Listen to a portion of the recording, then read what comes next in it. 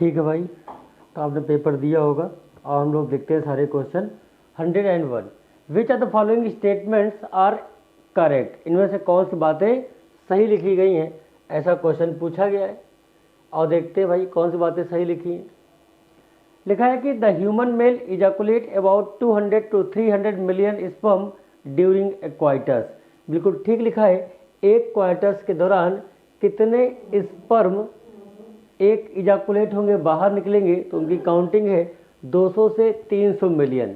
For normal fertility at least 60% sperm must have normal shape and size, ये बात भी बिल्कुल ठीक लिखी है।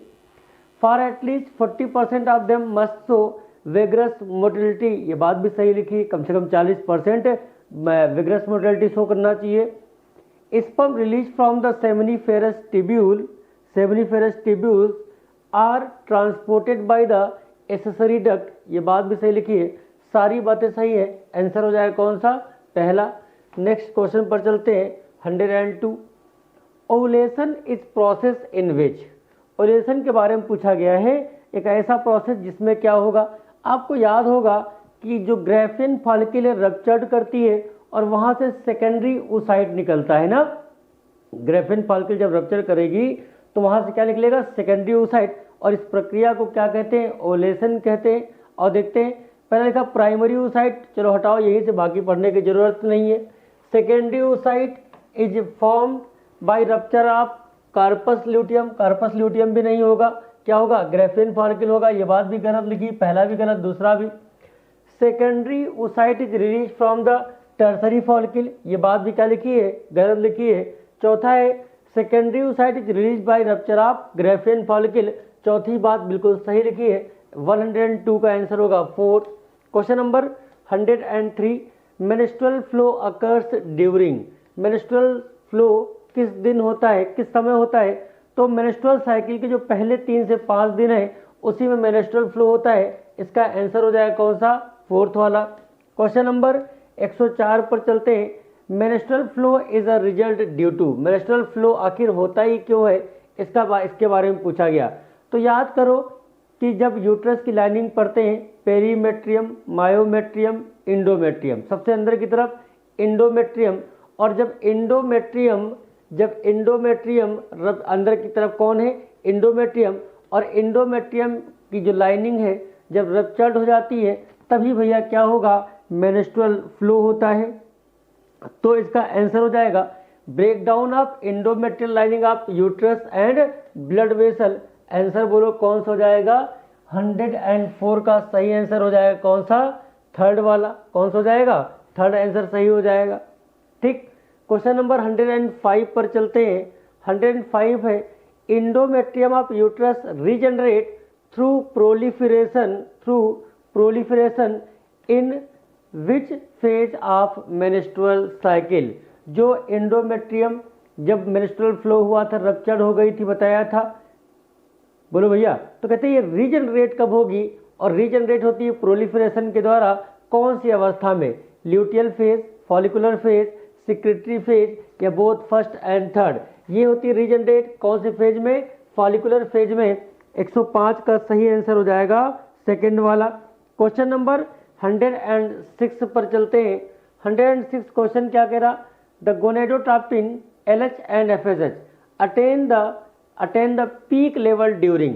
जो LH और FSH है वो अपने पीक लेवल पर कौन से दिन होगा, LH और FSH जो मिड 28 डे की साइकिल, मेंस्ट्रुअल साइकिल, 14वें दिन मिड में अपने पीक पर, LH सर्ज बोला जाता है उस अवस्था को, तो मिडिल ऑफ मेंस्ट्रुअल साइकिल। और या कभी कभी आंसर 14th डे भी लगवा देते हैं, तो ये भी याद रखना, 28 में 14वां दिन तो बीच वाला ही होगा, मिडिल होगा। क्वेश्चन नंबर 107 पर चलते हैं। Which of the following is not true, इनमें से कौन सी बात सही नहीं लिखी है। चलो भाई सारे ऑप्शन लोग पढ़कर देखते हैं कि कौन सी बात सही नहीं लिखी। पहला लिखा है कि fertilisation can only occur if the ovum and sperm are transported simultaneously to the ampullary region, बिल्कुल सही लिखा है। आपने यूट्रस में पढ़ा होगा एम्पुला स्थमस इनफंडिबुलम, तो कहते हैं तभी फर्टिलाइजेशन होगा जब एक तरफ से कौन जाए, स्पर्म, और दूसरी तरफ से ओवा कहाँ पर मिले, एम्पुला पर, तभी फर्टिलाइजेशन होगा। पहली बात तो बिल्कुल सही लिखी है, लेकिन पूछा है नॉट ड्यू, पूछा है ना। दूसरा है during fertilisation sperm come in contact with corona radiata, corona radiata के साथ नहीं, बल्कि इसका आंसर होना चाहिए क्या, जोना पेलुसिडा के साथ। किसके साथ में, zona pellucida of the ovum and induce change in membrane block the entry of additional sperm.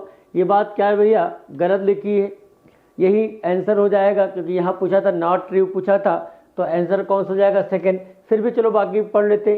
During copulation या coitus semen is released by the penis into vagina, इस प्रोसेस को हम इंसेमिनेशन कहते हैं, बिल्कुल ठीक बात लिखी है। Ovum release by ovaries also transported to ampullary region where fertilisation takes place, fertilisation कहाँ होगा, एम्पुलर रीजन में होगा, एम्पुला में होगा, जहाँ एक साथ स्पर्म और ओवा पहुँचते हैं। क्वेश्चन नंबर 108 पर चलते हैं।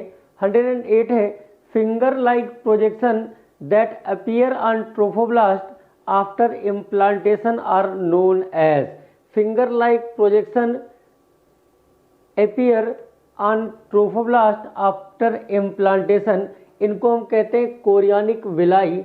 आंसर हो जाएगा इसका कौन सा, आंसर हो जाएगा थर्ड वाला। अगला सवाल बड़ा अच्छा होगा। 109 पर चलते हैं। क्वेश्चन है structural and functional unit between embryo and maternal body, क्या बोलते हैं, प्लेसेंटा बोलते हैं। क्या बोलते हैं भैया, प्लेसेंटा बोला था। Structural and functional unit of किसके बीच, एम्ब्रियो और माँ के शरीर के बीच में जो कनेक्शन का काम करता है, और फंक्शनल इसलिए क्योंकि न्यूट्रिएंट ऑक्सीजन की सप्लाई करता है एम्ब्रियो को, सारे वेस्ट यहाँ से बाहर करता है, इस स्ट्रक्चर को हम प्लेसेंटा कहते हैं। क्वेश्चन नंबर 110 पर चलते हैं। Placenta perform the function of, अभी मैंने बोला ही था प्लेसेंटा के काम बताओ, तो प्लेसेंटा एम्ब्रियो को न्यूट्रिएंट और ऑक्सीजन की सप्लाई करेगा, बिल्कुल सही बात है। यहाँ ये प्लेसेंटा इंडोक्राइन ग्लैंड के तौर पर, इंडोक्राइन टिश्यू के तौर पर भी काम करता है। बहुत सारे हार्मोन निकलते हैं, जैसे एचसीजी, एचपीएल, एस्ट्रोजन और प्रोजेस्टेरॉन नामक हार्मोन निकलते हैं, बिल्कुल ठीक बात लिखी है। अगला है removal of carbon dioxide and excretory waste material produced by embryo, ये बात भी सही लिखी है, सारी बातें सही हैं, आंसर हो जाएगा 4। क्वेश्चन नंबर 111 पर चलते हैं। In human heart is formed after how many month of pregnancy, 1 महीने के बाद दिल धड़कने लगता है, तो इसका आंसर कौन सा हो जाएगा, पहला वाला हो जाएगा, फर्स्ट आंसर हो जाएगा। बोलो भैया, हमने कहा कि हार्ट कब धड़कने लगेगा, आफ्टर 1 मंथ ऑफ प्रेगनेंसी, तो इसका आंसर हो गया पहला।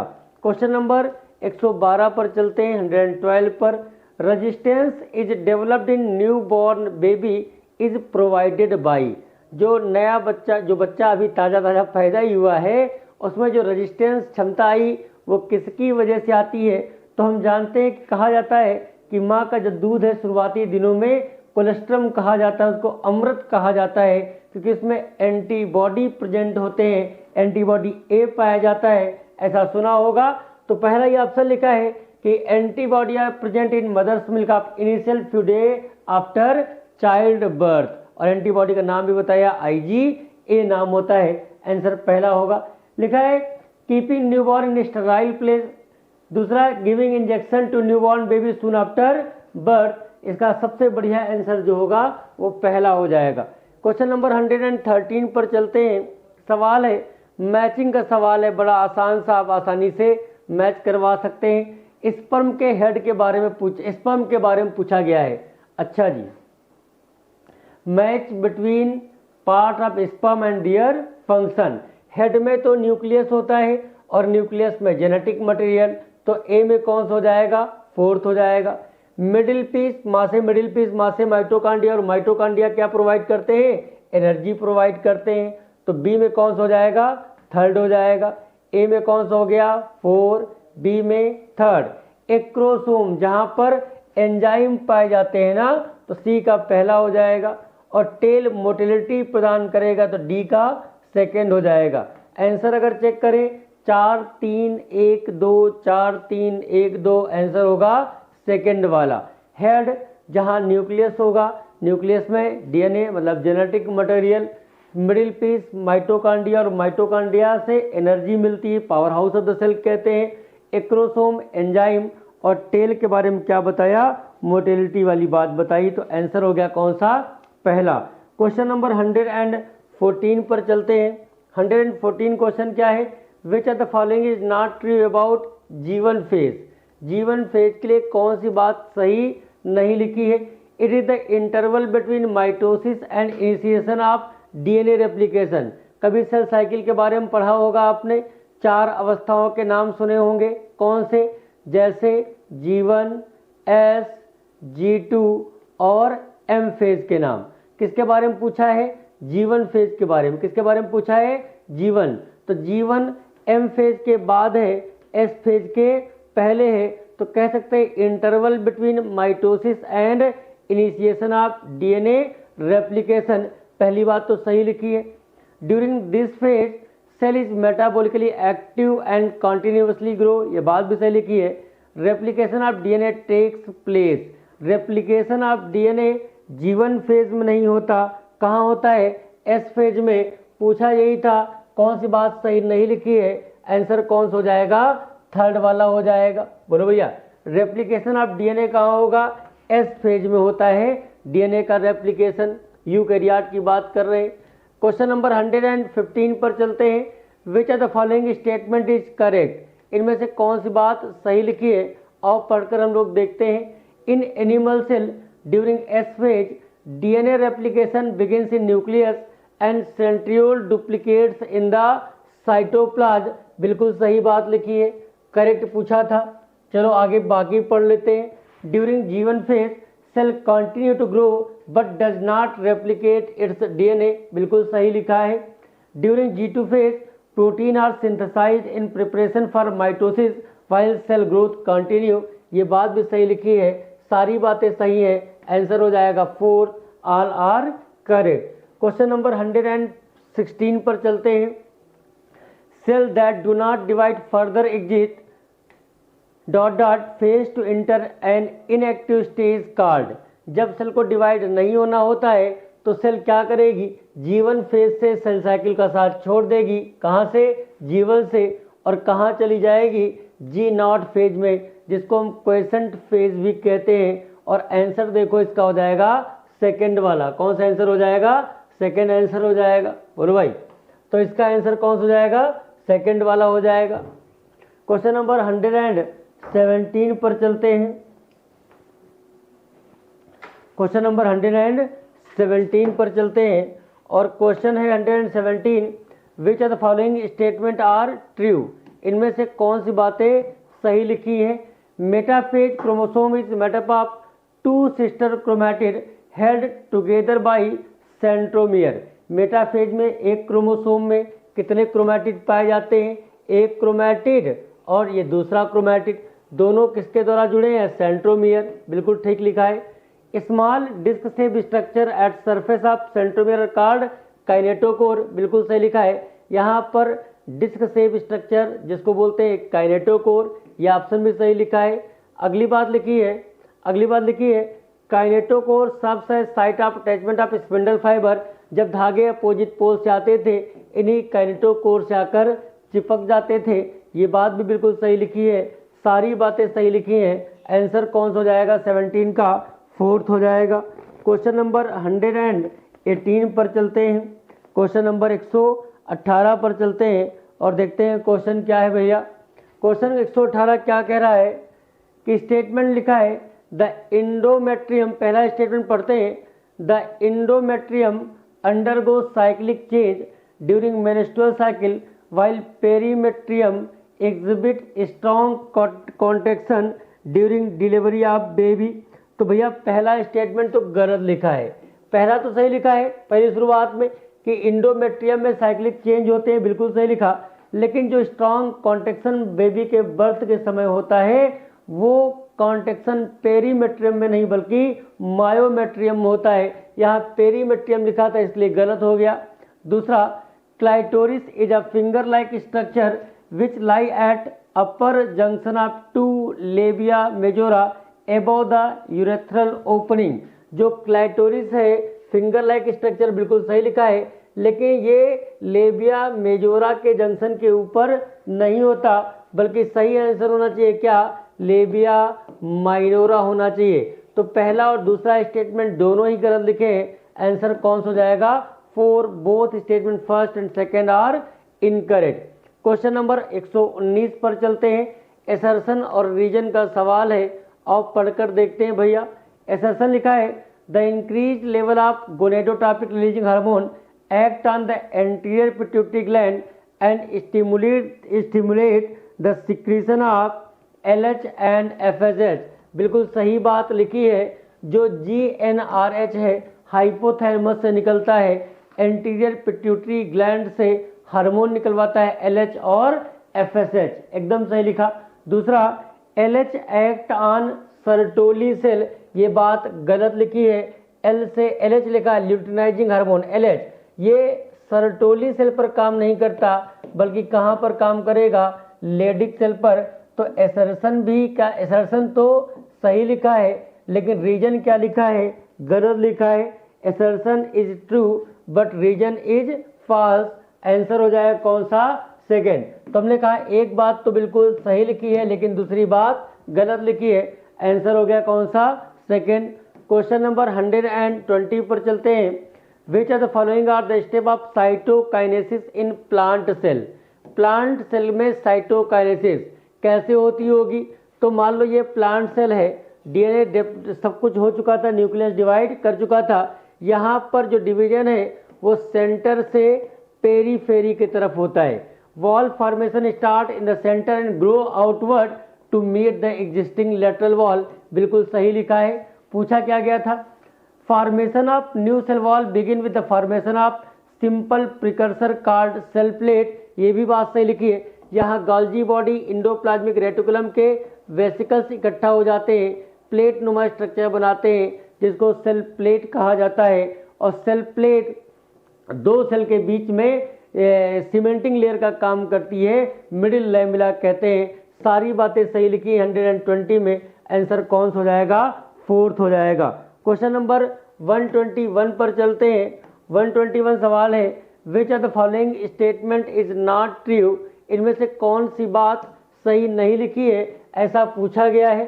पहला ऑप्शन है कि crossing over is exchange of genetic material, crossing over is exchange of genetic material between two homologous chromosome, बिल्कुल सही बात लिखी है भैया। पहली तो एक क्रोमोसोम है, एक क्रोमोसोम में कितने क्रोमैटिड, 2 क्रोमैटिड। इसका एक साथी है भाई, 23 जोड़ी क्रोमोसोम हम लोगों में होते हैं, तो एक क्रोमोसोम के 2 मतलब ये होमोलॉगस हो गए आपस में। यहाँ क्या होगा, नॉन सिस्टर क्रोमैटिड के बीच जेनेटिक मटेरियल का एक्सचेंज होगा, ये बात तो सही लिखी है। Enzyme involve in crossing over is called recombinase, एक नया कॉम्बिनेशन बनता है, रिकॉम्बिनेशन होता है, जो एंजाइम मदद करता है उसको रिकॉम्बिनेज कहते हैं।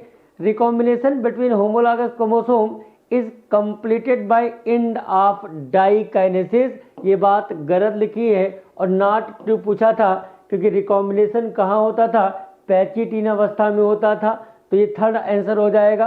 सिनेप्टोनिमल कॉम्प्लेक्स कब बनेगा, जाइगोटीन में, ये बात बिल्कुल सही लिखी है। तो 121 का सही आंसर हो जाएगा थर्ड। क्वेश्चन नंबर 122 पर चलते हैं।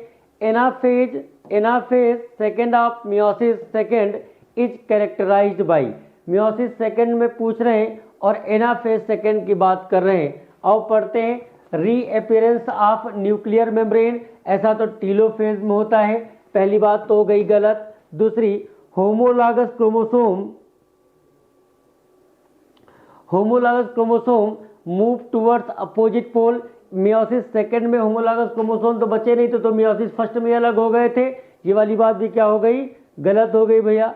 अगली बात है स्प्लिटिंग ऑफ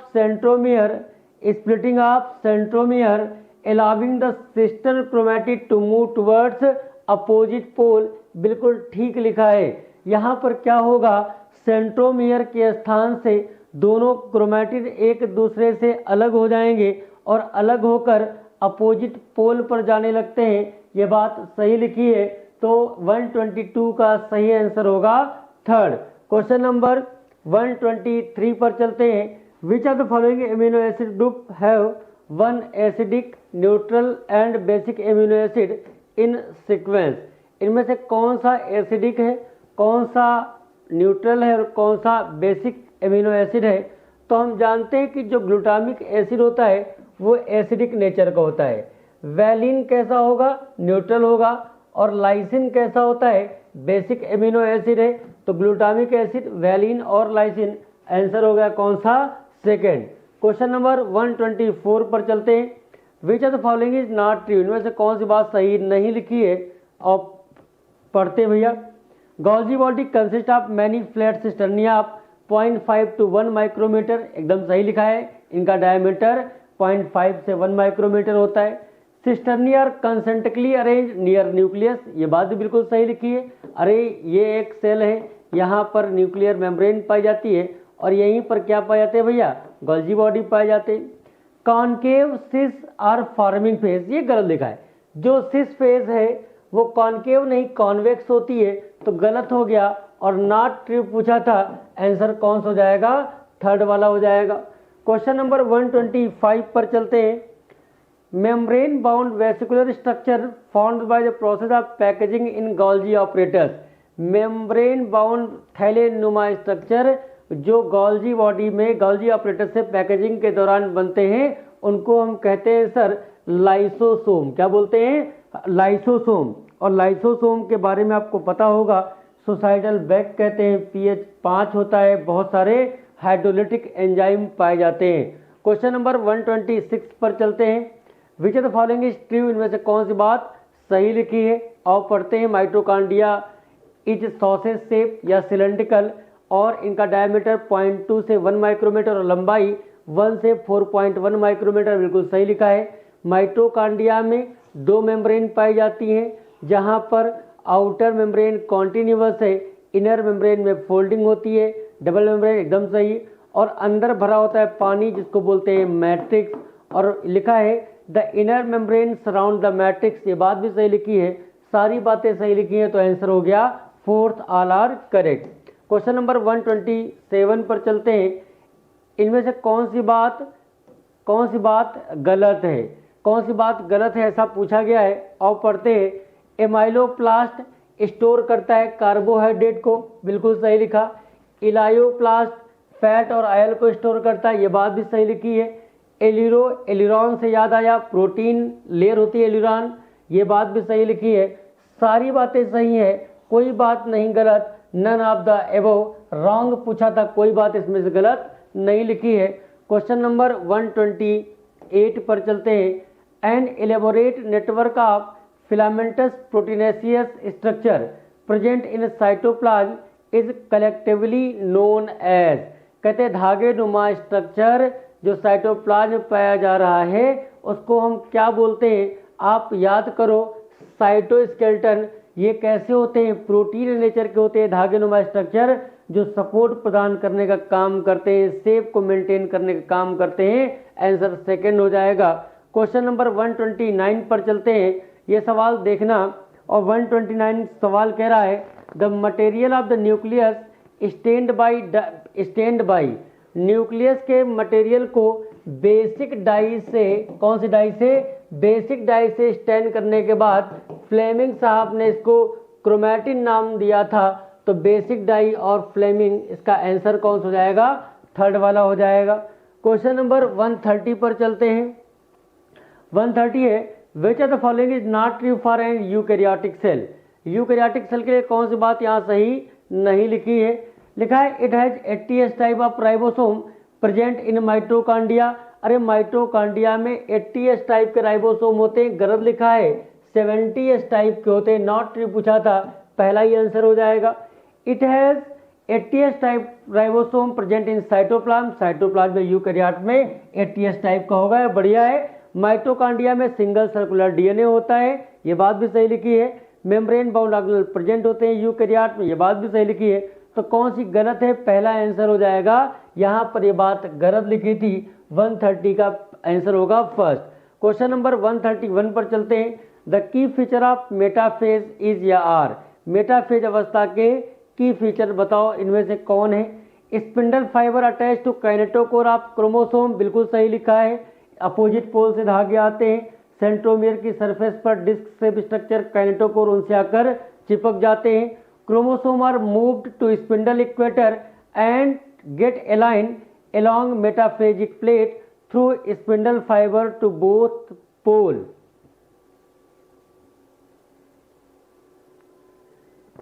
ठीक, तो ये बात भी बिल्कुल सही लिखी है, इक्वेटर पर आ जाते हैं। स्प्लिटिंग ऑफ सेंट्रोमियर, ये काम तो एनाफेज में होता है।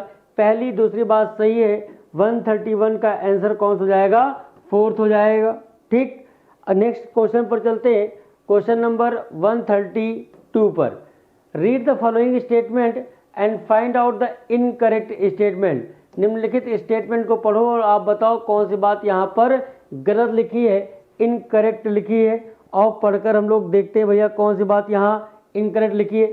In an animal cell cytokinesis is achieved by appearance of furrow in the plasma membrane. Furrow formation तो किस में होता है, एनिमल में होता है भैया। और किधर से किधर होगा, पेरीफेरी टू सेंटर।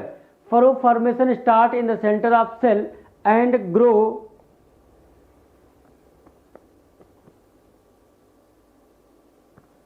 यहां होना चाहिए था in animal cell.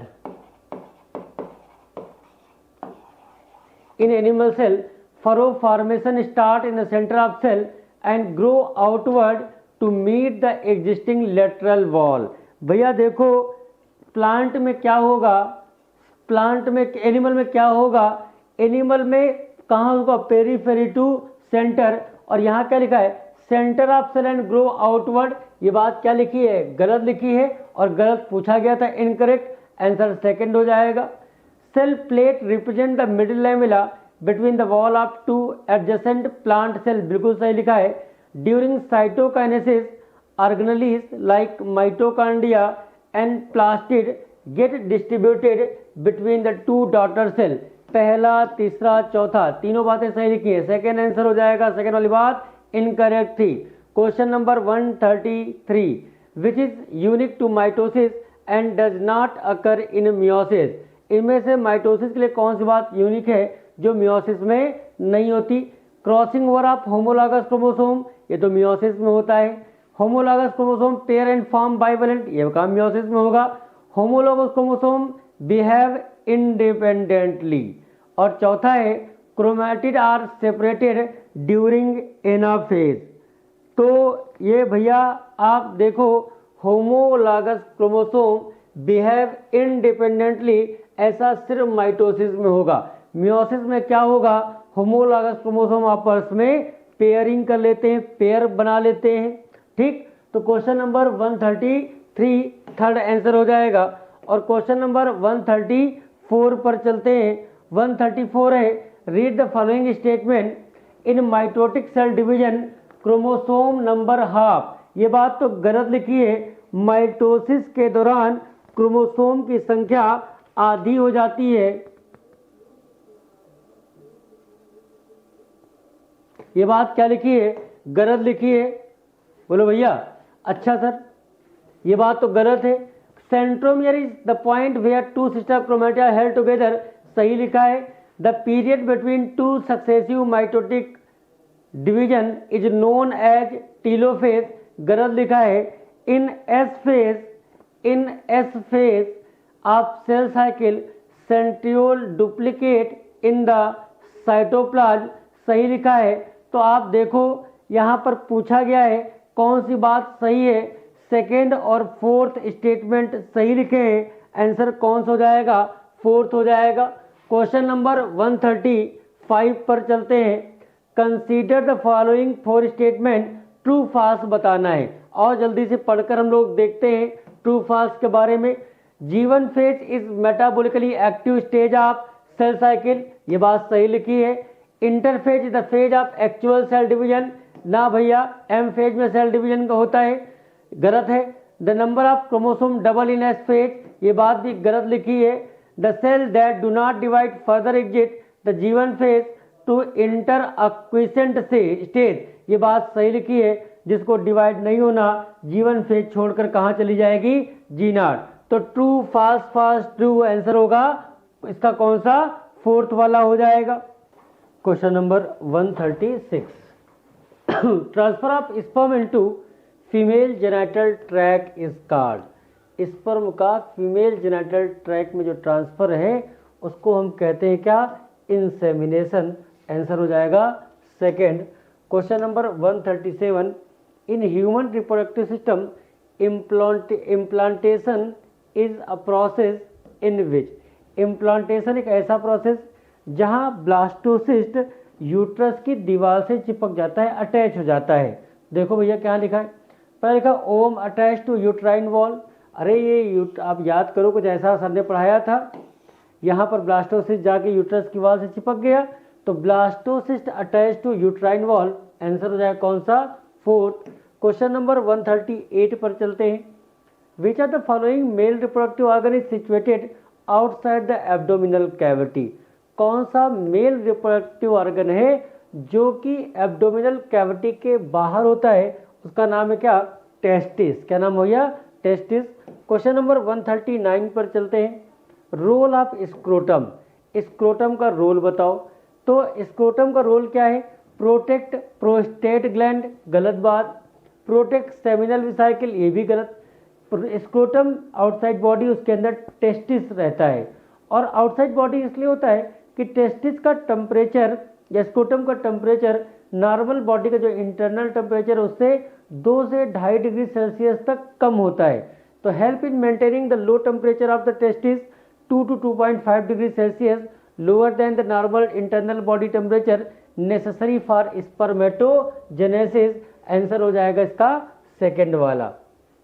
Question number 140 पर चलते हैं। प्रत्येक टेस्टिस में टेस्टिकुलर लॉब्यूल की संख्या कितना होगी, 250 होगी। आंसर होगा कौन सा, थर्ड वाला। कौन हो जाएगा, 250 थर्ड। क्वेश्चन नंबर 141 पर चलते हैं। Which of the following is are accessory duct of male reproductive system in human. तो भैया आओ देखते हैं एसेसरी डक्ट के नाम। लिखा है रीटी टेस्टिस, बिल्कुल सही। वासा इफ्रेंसिया, ये भी है भैया। वास डिफरेंस, ये भी एसेसरी डक्ट है। एम्पुला तो फीमेल में है। स्थमस भी फीमेल में है, मेल के लिए पूछा है। एपिडाइमिस, ये भी मेल एसेसरी डक्ट है। तो यहाँ पर A, B, C, F answer हो जाएगा फोर्थ वाला। क्वेश्चन नंबर 142 पर चलते हैं। Which of the following is not a male accessory gland. इनमें से कौन मेल एसेसरी ग्लैंड नहीं है, seminal vesicle, epididymis, prostate gland और bulbo urethral gland.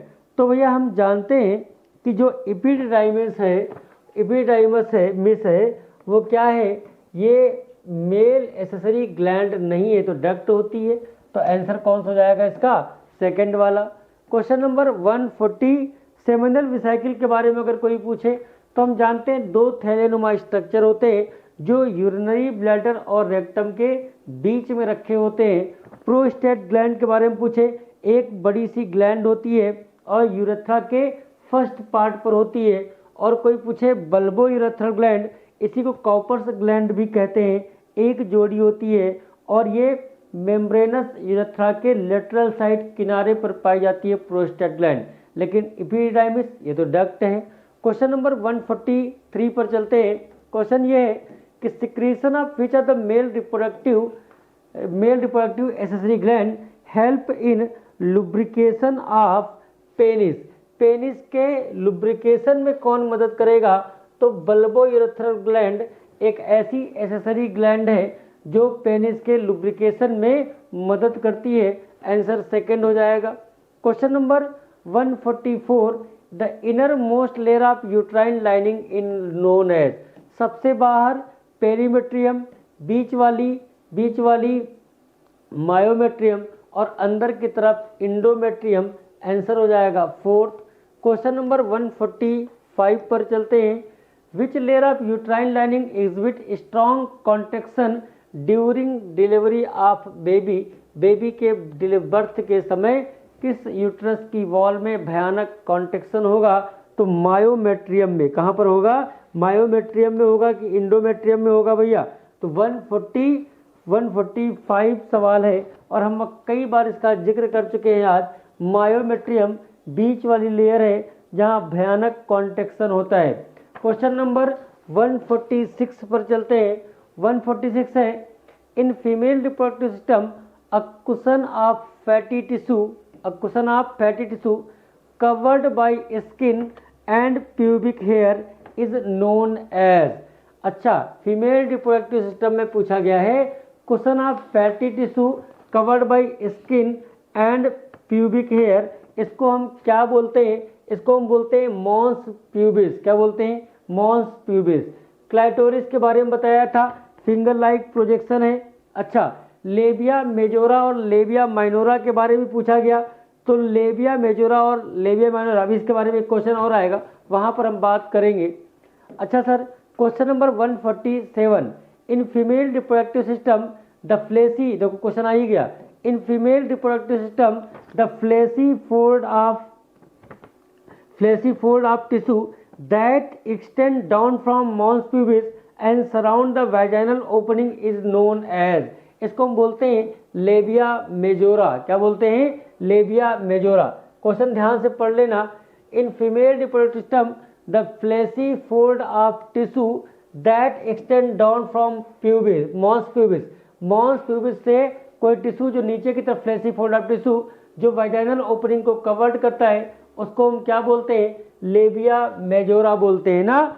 Labia minora क्या है? ये थिन फोल्ड ऑफ स्किन होता है और यहाँ पर कोई हेयर नहीं पाए जाते। और ये भी सुना होगा कि दो लेबिया माइनोरा के बीच की जगह को वेस्टिब्यूल कहा जाता है। खैर, क्वेश्चन नंबर 148 पर चलते हैं।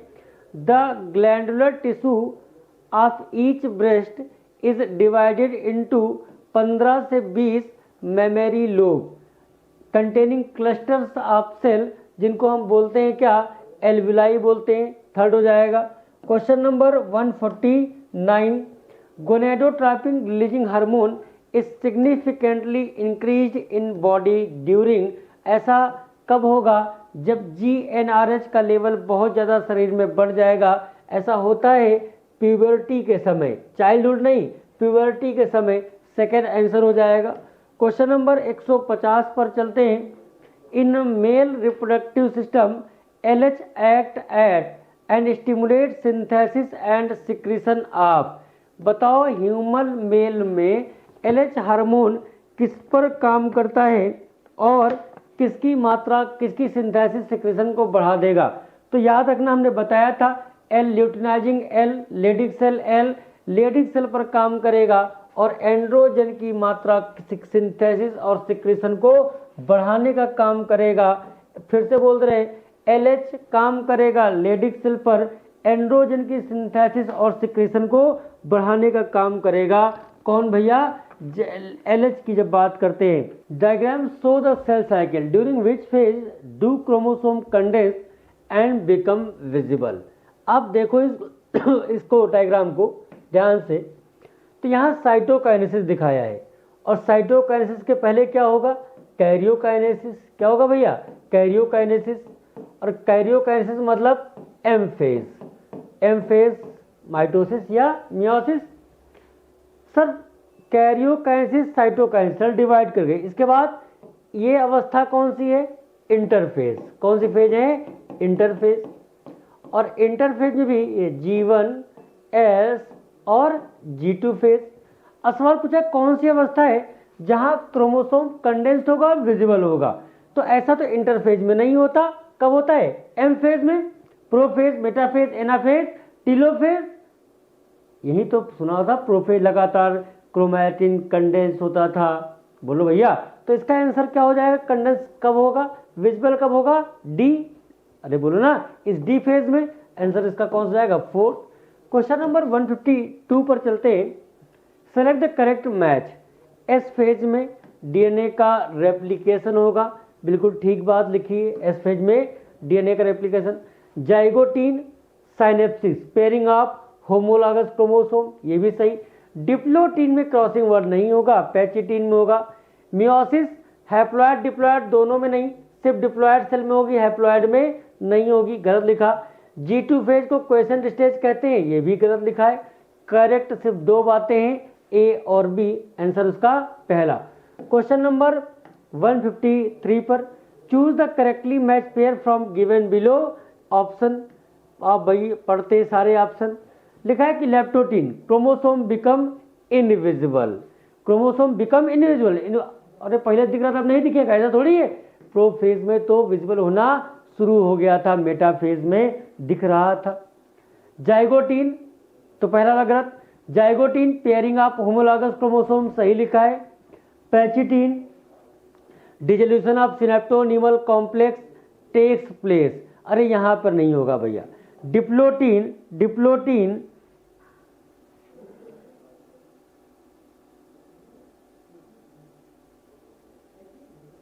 डिप्लोटीन में क्या होगा, bivalent chromosome appear as tetrad, एकदम सही, चार वहां पर पाए जाते हैं। लेकिन आपको बताएं ये टेट्राड दिखते कब हैं, जाइगोटीन में। कहाँ दिखते हैं, सॉरी लेप्टोटीन, हाँ जाइगोटीन में दिखते हैं। यहाँ डिप्लोटीन दिया है, ये भी क्या हो गया, गलत। डाइकाइनेसिस, यहाँ टर्मिनलाइजेशन होगा, ये बात सही लिखी है। करेक्ट पूछा था, दो ही करेक्ट है, एक बी करेक्ट है और दूसरा ई करेक्ट है। आंसर कौन सा हो जाएगा, थर्ड हो जाएगा। क्वेश्चन नंबर 154 पर चलते हैं।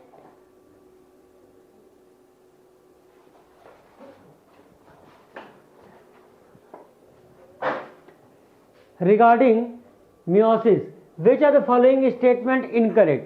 Pairing of homologous chromosomes and recombination occurs in meiosis first, बिल्कुल सही लिखा है, पहला ऑप्शन तो बिल्कुल सही लिखा है। बाकी पढ़ लेते। 4 haploid cells are formed at the end of meiosis second, ये भी सही लिखा है। In oocyte of some vertebrate diplotene can last for month और ईयर, ये भी सही लिखा है, तीनों बातें सही है। चौथी पढ़ते हैं। DNA replication occurring S phase of meiosis second, meiosis second में एस फेज कहाँ से आ गई, इंटरफेज तो एक ही बार चलती है। आंसर इसका कौन सा हो जाएगा, फोर्थ हो जाएगा 154 का। Question number 155, how many statement are incorrect from given below? The cells in the G0 stage remain metabolically inactive but no longer proliferation unless called on to do so। 155 number सवाल। देखो भैया, inactive stage में नहीं रहती, बल्कि किस stage में रहती हैं, एक्टिव स्टेज में रहती हैं, इसलिए ये वाली बात क्या है, गलत। Heart cell do not appear to exhibit division in adult, एकदम सही बात। meiosis first is equational division नहीं कहते, रिडक्शनल डिवीजन कहते हैं, ये वाली बात भी गलत है। इंटरफेज इज डिवीजन फेज, ये वाली बात भी गलत है। तो कितने स्टेटमेंट इनकरेक्ट हैं, 3 इनकरेक्ट है। आंसर हो जाएगा चौथा वाला, फोर्थ हो जाएगा 3। क्वेश्चन नंबर 156 पर चलते हैं। How many cell cycle of yeast can be completed within the duration of 1 cell cycle of human cell? आप देखो, ह्यूमन की सेल को डिवाइड होने में कितना समय लगता है, ह्यूमन सेल को डिवाइड होने में समय लगता है 24 आवर ना, और मिनट में कन्वर्ट कर ले तो 60 से मल्टीप्लाई कर दे। ईस्ट की सेल को डिवाइड होने में कितना समय लगेगा, ईस्ट की सेल को डिवाइड होने में 90 मिनट का समय लगता है, पक्का। तो पूछा कि ईस्ट की सेल 24 आवर में कितनी बार डिवाइड कर जाएगी। आप कुछ मत करो, 24 इंटू 60, ये किसका समय है, ह्यूमन का। ईस्ट का कितना समय है, 90 मिनट। और सॉल्व कर लेते, 3 दूनी 6, 3 त्रिका 9, सॉल्व करेंगे 8 गुणे 2 बराबर 16 बार, 16 बार डिवाइड हो जाएगी ईस्ट इतने समय में। आंसर हो जाएगा पहला वाला। क्वेश्चन नंबर 157 पर चलते हैं। पूछा है read the following statement, find out incorrect statement. इनमें से कौन सी बात सही नहीं लिखी है, इसके बारे में आपको बताना है। आओ पढ़ते हैं भैया, आओ पढ़ते हैं। पहला बात लिखी है कि human are sexually reproducing and viviparous, बिल्कुल सही बात लिखी है। Transfer of sperm in female genital tract is called ejaculation नहीं कहते, इंसेमिनेशन कहते, ये बात गलत लिखी है। There are remarkable difference between the reproductive event in male and female, एकदम सही बात, एकदम बहुत डिफरेंस है। Sperm formation continue even in old man but formation of ovum ceases in women around the 15 year, अरे 15 साल की उम्र नहीं 50 साल की उम्र बंद होता है। तो ये वाली बात क्या लिखी है, गलत लिखी। The male and female reproductive system are located in pelvic region, male और female reproductive organ pelvic region में, सही लिखा है। इनकरेक्ट पूछा था तो बी और डी क्या है, इनकरेक्ट। आंसर 157 का मेरे हिसाब से, अच्छा ये भी तो गलत है, इसको male and female reproductive system are located in pelvic region, तो पेल्विक रीजन सही है, दो ही गलत है, कौन सा, बी और डी गलत है। तो आंसर होना चाहिए इसका 157 का कौन सा, थर्ड, दो आंसर हो जाएगा। ठीक, क्वेश्चन नंबर 158 पर चलते हैं। फिर से बोल रहे हैं इसको, पहला सही है, दूसरा गलत है, तीसरा सही है, चौथा गलत है, पांचवा सही लिखा है। क्वेश्चन नंबर 158 पर चलते हैं। 158 सवाल है, यहाँ पर आपको नाम के बारे में बताना है, कौन सा ऑर्गन कौन सा सही है। तो सबसे पहले प्लाज्मा मेम्ब्रेन, सबसे पहले जहाँ पर सी लिखा है, सी किसको बता रहा है, प्लाज्मा मेम्ब्रेन को बता रहा, ये किसको बता रहा है, प्लाज्मा मेम्ब्रेन को, प्लाज्मा मेम्ब्रेन को। ठीक, डी क्या है, माइटोकॉन्ड्रिया, डी क्या है, माइटोकॉन्ड्रिया। ए क्या है, एक्रोसोम, ए क्या है, एक्रोसोम। और बी क्या है, बी है न्यूक्लियस। ठीक, तो सी हो गया प्लाज्मा मेम्ब्रेन, ए हो गया एक्रोसोम, बी है न्यूक्लियस और डी है माइटोकॉन्ड्रिया। हमको लगता है इसका आंसर होना चाहिए फोर्थ वाला। ठीक, क्वेश्चन नंबर 159 पर चलते हैं। 159, the mitotic division start, statement पहला है, the mitotic division start at the zygote moves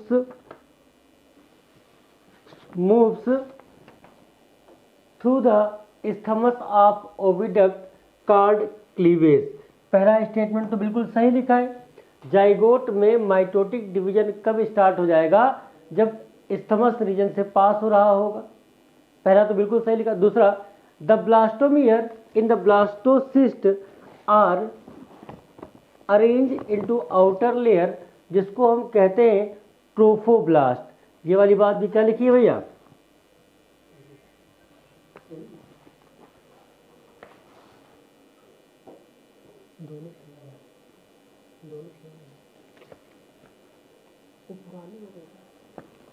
तो ये वाली बात भी क्या लिखी है, सही लिखी है। तो आंसर इसका कौन सा हो जाएगा, 159 का थर्ड वाला। क्वेश्चन नंबर 160 पर चलते हैं। 160 पर चलते हैं। How many options are incorrect during embryonic development of various month of pregnancy. आप बताओ, हार्ट फॉर्मेशन कौन से महीने में, पहले महीने में, मतलब 4th वीक में, बिल्कुल सही लिखा। लिम्स और डिजिट ये 4 वीक में बनते हैं, गलत लिखा है। 24 वीक में आईलिड्स सेपरेट हो जाते हैं, आईलैशेस बन जाते हैं, सही लिखा है। 6 week external genital organ form, ये बात गलत लिखी है। तो यहाँ 2 सही है, 2 गलत है, इनकरेक्ट पूछा था, आंसर थर्ड हो जाएगा। 2 स्टेटमेंट यहाँ पर गलत लिखे हैं। क्वेश्चन नंबर 161 पर चलते हैं। 161 सवाल है कि 1900 में दुनिया की पॉपुलेशन 2 बिलियन थी, 2000 में 6 बिलियन हो गई और 2011 आते आते 7.2 बिलियन हो गई। ये बिल्कुल सही लिखा है। The most important step to overcome this problem, इस समस्या से बचाव के लिए, is to motivate large family by using various contraceptive method. अरे फैमिली स्मॉल करनी है, लार्ज नहीं करनी, पॉपुलेशन दिन दुना रात 10 गुना बढ़ती चली जा रही। तो पहला सही है, लेकिन दूसरा स्टेटमेंट यहाँ पर क्या लिखा है 161 में गलत है, आंसर फर्स्ट हो जाएगा। क्वेश्चन नंबर 162 पर चलते हैं। विच one of the following is not the function of placenta. इनमें से प्लेसेंटा का काम कौन सा नहीं है? और पढ़ते हैं facilitate supply of oxygen and nutrient to embryo, ये काम है। अच्छा, सिक्रीट एस्ट्रोजन प्रोजेस्टेरॉन, बिल्कुल सही है। Facilitate the removal of CO2 and waste material from embryo, ये भी सही है। सिक्रीट ऑक्सीटोसिन ड्यूरिंग पार्टुरेशन, ये बात तो गलत है, ऑक्सीटोसिन प्लेसेंटा से नहीं निकलता। आंसर इसका हो जाएगा थर्ड वाला। क्वेश्चन नंबर 163 पर चलते हैं। Hormone secreted by placenta only during pregnancy, सिर्फ प्रेगनेंसी के समय कौन से हार्मोन निकलते हैं ऐसा पूछा गया। HCG, HPL और रिलैक्सिन, HCG, HPL और रिलैक्सिन निकलता है। तो इसका आंसर हो जाएगा, कौन सा क्वेश्चन था? क्वेश्चन नंबर 163, और 163 का सही आंसर हो जाएगा कौन सा? फोर्थ वाला। क्वेश्चन नंबर हम लोग चलते हैं 164 पर। 164 सवाल क्या कह रहा है भैया? 164 सवाल क्या कह रहा? यहाँ पर आपसे यूट्रस के डायग्राम में लेयर के बारे में पूछा गया है। कौन सी लेयर है जो मेंस्ट्रुएशन के समय टूटती रहती है, डिजनरेट होती रहती है? सबसे अंदर वाली, और सबसे बाहर कौन सी लेयर? पेरीमेट्रियम। बीच वाली मायोमेट्रियम, और अंदर वाली इंडोमेट्रियम। ए, इसका आंसर कौन सा हो जाएगा? पहला। ठीक। क्वेश्चन नंबर 165 पर चलते हैं। पहला स्टेटमेंट लिखा है the spermatids are formed by into spermatozoa by process called spermiogenesis. बिल्कुल सही बात लिखी है कि स्पर्मेटिड से स्पर्मेटोजोआ बनने की प्रक्रिया को स्पर्मियोजेनेसिस कहते हैं। FSH act on Sertoli cell and stimulates secretion of some factor which help in process of spermiogenesis। ये बात भी सही लिखी है, दोनों बातें यहाँ पर सही लिखी हैं और दोनों सही लिखी है, तो आंसर हो जाएगा थर्ड। क्वेश्चन नंबर 166 पर चलते हैं। MTP कंसीडर, असर्शन लिखा है MTP considered as good contraceptive method. MTP contraceptive method नहीं है, सर्जिकल मेथड है। असर्शन गलत लिखा है। इंटेंशनल या voluntary termination of pregnancy before full term is called induced abortion. Assertion गलत है, रीजन सही है।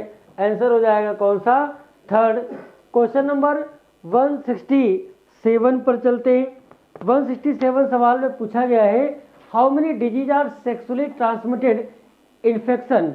अच्छा, सेक्सुअली ट्रांसमिटेड इन्फेक्शन इनमें से कौन है? और देखते हैं भैया, लिखा है निमोनिया। निमोनिया सेक्सुअली ट्रांसमिटेड नहीं है। टाइफाइड भी नहीं है। सिफिलिस, कॉलरा भी नहीं है। सिफिलिस तो है, सिफिलिस है भैया। क्लैमाइडियासिस, ये भी है। जेनाइटल वार्ट, ये भी सेक्सुअली। डायबिटीज नहीं है। हेपेटाइटिस बी है। जेनाइटल हर्पीज, ये भी है। तो 1 2 3 4 5, अच्छा आगे भी लिखा है। एड्स, ये भी है। मलेरिया नहीं है। आंसर हो जाएगा 6। 167 का आंसर सही होगा पहला। क्वेश्चन नंबर 168 पर चलते हैं। कौन सी बात सही लिखी है सहेली के लिए? और पढ़ते हैं सहेली के बारे में भैया। बनी थी CDRI लखनऊ में, बिल्कुल सही लिखा है। Central drug research institute. Contain steroid, steroidal preparation नहीं है, नॉन स्टेरॉयडल है। कैसी है? नॉन स्टेरॉयडल है। तो ये वाली बात क्या लिखी है? गलत, पहला सही था। एक सप्ताह में एक बार लेते, कोई बहुत कम साइड इफेक्ट है, बहुत ज़्यादा कंट्रासेप्टिव वैल्यू है, साइड इफेक्ट कम है, बिल्कुल सही लिखा है। लो कंट्रासेप्टिव वैल्यू गलत लिखा है। तो बताओ कौन कौन सी बातें सही हैं? पहली बिल्कुल सही है, दूसरी गलत है, तीसरी सही है, चौथी गलत, पांचवी छठी सही है, सातवां गलत है। तो 1 3 5 और 6 आंसर होना चाहिए इसका सेकंड वाला। क्वेश्चन नंबर 169 पर चलते हैं। बताओ भैया, डायग्राम देख के माइटोसिस की कौन सी अवस्थाओं को रिप्रेजेंट कर रहा? जैसे ही बी वाला डायग्राम देखो, सारे क्रोमोसोम इक्वेटर पर आ गए, और ऐसा तो मेटाफेज में, तो बी मेटाफेज होना चाहिए, एक ही जगह पर लिखा है। आंसर हो जाएगा थर्ड। आइए क्वेश्चन नंबर 171 पर। क्वेश्चन नंबर 171 स्टेटमेंट वाला क्वेश्चन है। स्टेटमेंट फर्स्ट को पढ़ते हैं। Statement first, the primary follicle get surrounded by more layer of granulosa cells and nucleus and called secondary follicle। तो आपको एक ये सेल मान लीजिए, ये सेल है, इसमें आपका ये जर्म सेल हो गई, ये आपका जर्म सेल हो गई, जर्म सेल। जर्म सेल फिर खा पी के मोटी होगी, आगे मतलब बढ़ेगी, तो ये होगा, आपकी हो जाएगी प्राइमरी oocyte। प्राइमरी oocyte हो गया आपका, ठीक। फिर ये और डिफ्रेंशिएट होगा, एक लेयर आ जाएगी, इसमें एक लेयर आ जाएगी, जिसे प्राइमरी फॉलिकल बोलेंगे, प्राइमरी फॉलिकल बोलेंगे, ठीक, प्राइमरी फॉलिकल। तो ग्रेनुलोसा सेल्स की लेयर बढ़ती जाएगी और वो अपना डिफ्रेंशिएट होता जाएगा। फिर इसके बाद आ जाएगी सेकेंडरी फॉलिकल, एक से ज़्यादा लेयर इस पर हो जाएगी, ठीक। फिर आपका ये टर्सरी फॉलिकल हो जाएगी। इसमें टर्सरी फॉलिकल में एक कैरेक्टरिस्टिक फीचर है, क्या है टर्सरी फॉलिकल में? टर्सरी फॉलिकल में एंट्रम पाया जाता है। टर्सरी फॉलिकल में एंट्रम क्या है? एक फ्लूइड फिल्ड लाइक कैविटी छोटी सी होती है, जो कि फाउंड इन टर्सरी फॉलिकल में पाया जाता है। तो ये क्या कहा है? The primary follicle surrounded by more layer. Primary follicle surrounded by more layer, एक से ज़्यादा मतलब मोर लेयर हो गई, इसे बोल देंगे secondary follicle. Granulosa secondary follicle. तो ये स्टेटमेंट आपका ये सही है। स्टेटमेंट सेकेंड पढ़ते हैं। The secondary follicle soon transferred. The secondary follicle soon transferred. Secondary follicle soon transfer हो जाती है, by which characterize by fluid filled cavity called as the antrum. तो ये भी आपका स्टेटमेंट सही होगा। Both statement first and second are correct. तो थर्ड ऑप्शन आपका यहाँ पे करेक्ट हो जाएगा। नेक्स्ट क्वेश्चन की तरफ बढ़ते हैं। 172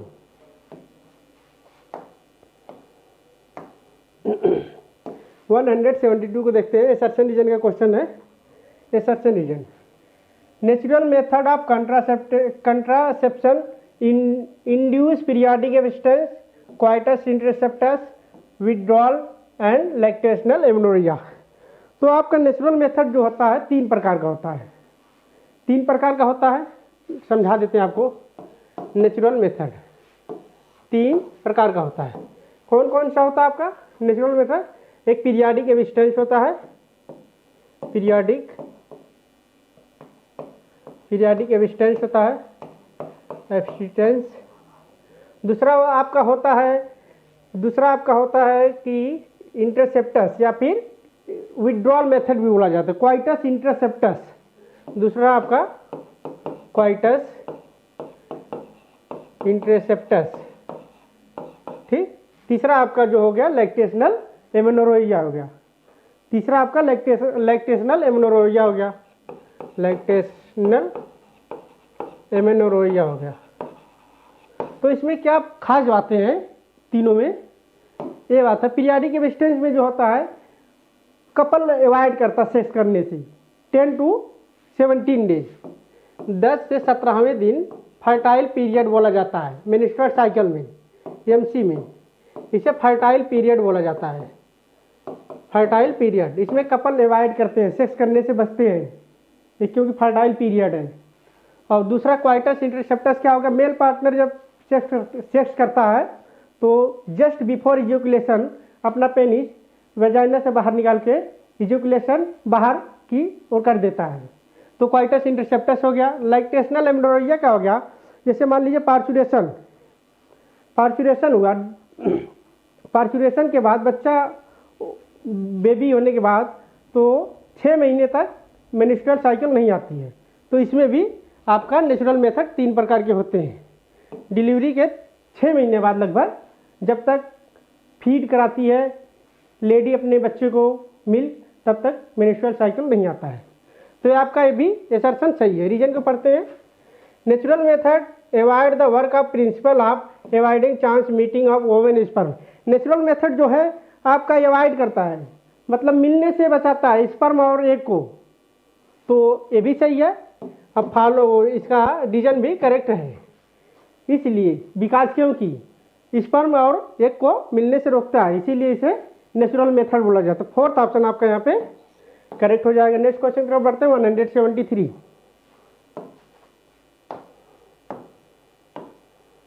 तो 173 में देखते हैं, one of the legal method of birth control. इनमें से PYQ आपका, इनमें से कौन सा एक लीगल मेथड है बर्थ कंट्रोल में? पीरियाडिक एब्स्टेंस, नेचुरल मेथड है, ठीक, नेचुरल मेथड है। विथड्रॉ क्वाइटस अभी हमने एक्सप्लेन किया है, by abstaining and the coitus and 10 to 17 days of menstrual cycle, ठीक, पीरियाडिक एब्स्टेंस। तो ये भी सही है, ये भी सही है। जो ये थर्ड वाला एबॉर्शन, एबॉर्शन में होता गर्भपात, by taking opportunity of medicine, तो यही आपका लीगल मेथड नहीं है भाई, birth control. One of the legal method of birth control, तो यही होगा आपका थर्ड वाला। नेक्स्ट क्वेश्चन की तरफ बढ़ते हैं, 174। 174 क्या है?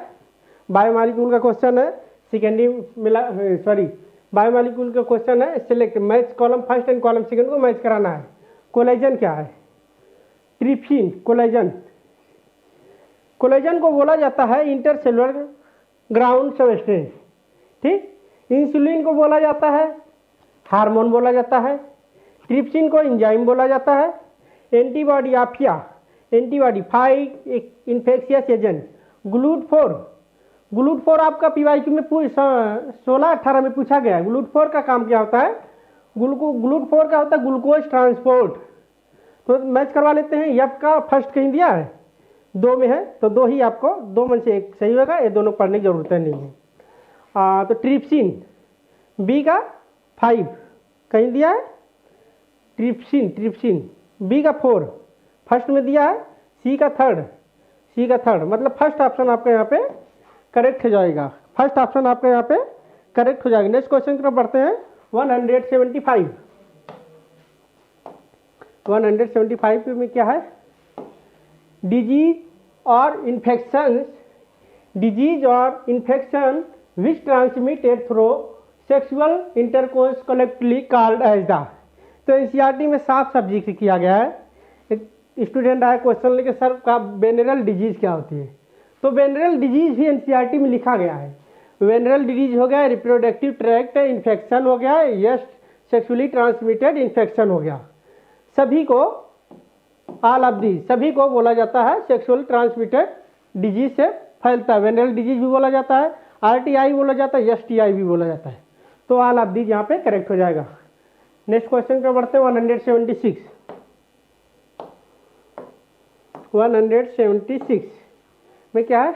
Emergency contraceptive are effective within time period. Emergency contraceptive pills वो होता है जो 70 आवर्स पहले दिया जाता है, हॉर्स विद इन 70 आवर्स दिया जाता है। तो इमरजेंसी कंट्रासेप्टिव मिल्क किससे बनता है? एस्ट्रोजन होता है, एस्ट्रोजन होता है एंड प्रोजेस्ट्रोजन होता है। दोनों का कॉम्बिनेशन मिला के पिल्स बनती है। दोनों का कॉम्बिनेशन मिला के एक पिल्स बनती है। इमरजेंसी कंट्रासेप्टिव जो 72 घंटे के अंदर ले सकते हैं, इमरजेंसी कंट्रासेप्टिव बोला जाता है। नेक्स्ट क्वेश्चन की तरफ बढ़ते हैं, 177। 177 को देखते हैं। Female who can not produce ovum. एक ऐसी फीमेल है जो ओवम को प्रोड्यूस नहीं कर सकती है, but can provide suitable environment, लेकिन वो सूटेबल इन्वायरमेंट रखती है बच्चे को डेवलप करने के लिए, फर्टिलाइजेशन के लिए suitable. Further development and could be assisted by, और डेवलपमेंट भी करने के। तो ये ऐसी केस में होता है जो महिला गैमीट नहीं प्रोड्यूस कर सकती है। ये ऐसी कंडीशन में होती है, इंट्राफैलोपियन जो होता है, इंट्राफैलोपियन, इसका पूरा नाम है, पहले देख लीजिए, इसका पहले फुल फॉर्म देती है, जाइगोट इंट्राफैलोपियन ट्रांसफर। इसका जो होता है गैमीट होता है, गैमीट इंट्राफैलोपियन ट्रांसफर। और ICSI का मतलब क्या होता है? Intra cytoplasmic sperm injection, sperm injection, और IUT का मतलब intra uterine device, intra uterine device. Okay, तो देखते हैं इसमें क्या होता है। इसका उपयोग ऐसी फीमेल में करते हैं जो ओम प्रोड्यूस नहीं कर सकती लेकिन फर्टिलाइजेशन तथा एम्ब्रियो डेवलपमेंट के लिए सूटेबल होती है। तो आपका गैमीट जो होता है किसी दूसरे फीमेल से निकाल के उसका गैमीट उसके फैलोपियन ट्यूब में ट्रांसफ़र कर दिया जाता है, तो ये आपका GIFT हो जाएगा, गिफ्ट हो जाएगा। और ZIFT और इंट्रा यूट्राइन डिवाइस क्या होता है इसको भी हम एक्सप्लेन करते हैं, और इंट्रासाइटोप्लाज्मिक स्पर्म इंजेक्शन क्या होता है इसको भी एक्सप्लेन करके बताते हैं चारों ऑप्शन को। तो देखिए आपका मान लीजिए कोई एग हो गया, ये कोई स्पर्म हो गया, ठीक, ये आपका एग हो गया, फीमेल का एग ले लेंगे और मेल का स्पर्म ले लेंगे, तो दोनों का कम्बिनेशन करा लेंगे, दोनों को एक मान लीजिए टेस्ट ट्यूब बेबी हो गया, टेस्ट ट्यूब बेबी हो गया, एग है और स्पर्म है, ठीक, दोनों का कम्बिनेशन यहाँ करा देंगे तो यहाँ जाइगोट बनेगा, यहाँ जाइगोट बन जाएगा। तो जाइगोट को एक होता है ZIFT और IUT। तो जब जाइगोट 8 या 8 से ज़्यादा होगा तो इसमें करेंगे, 8 या 8 से कम होंगे तो इसमें करेंगे, 8 या 8 से कम होंगे तो इसमें ट्रांसफ़र कर देंगे। तो जहाँ फिलहाल है सेकेंड ऑप्शन आपका यहाँ पे करेक्ट हो जाएगा। नेक्स्ट क्वेश्चन की तरफ बढ़ते हैं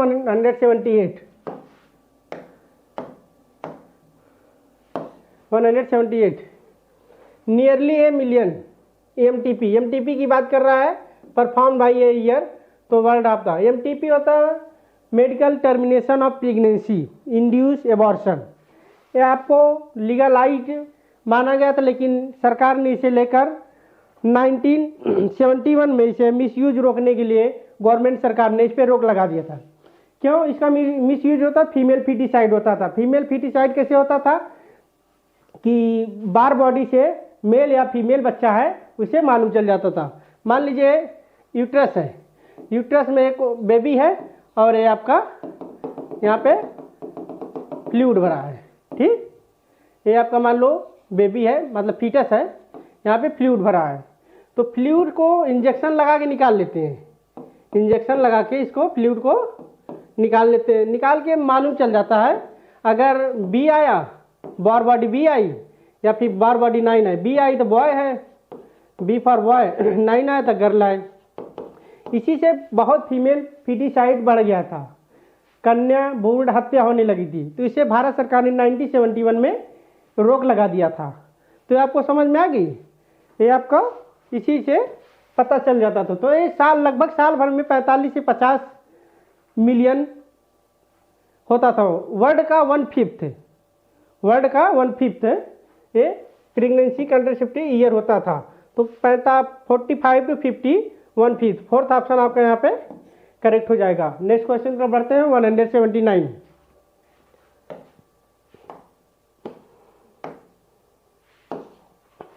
In case of couple where the male and having a very low sperm count, which technique is suitable fertilization?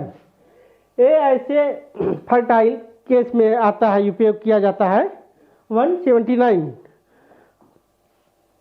ऐसे fertile in case of couple male having very low sperm count, male में जो होता है very low sperm count होता है, ऐसी technique को suitable करने के लिए आर्टिफिशियल इंसेमिनेशन का यूज किया जाता है।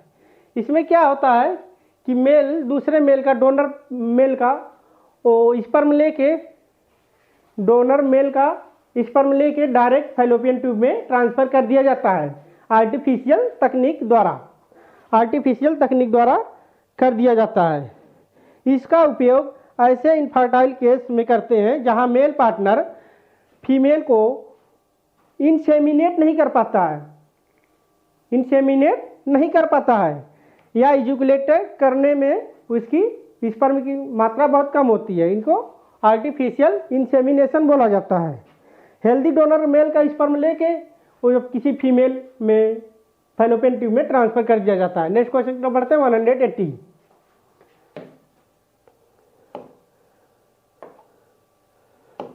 क्वेश्चन नंबर 180 तो आपका मेंस्ट्रुअल साइकिल का दिया है। एमसी में 3 फेज होती हैं।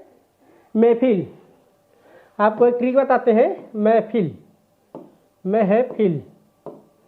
महफिल सजी थी कब गिर गई पता भी नहीं चला। महफिल, तो यम से यम ऐसे मिनिस्ट्रल साइकिल हो गया आपका। मिनिस्ट्रल साइकिल हो गया।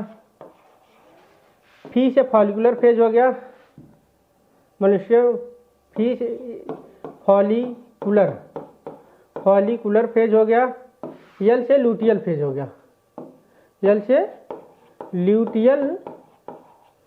हो गया। ठीक।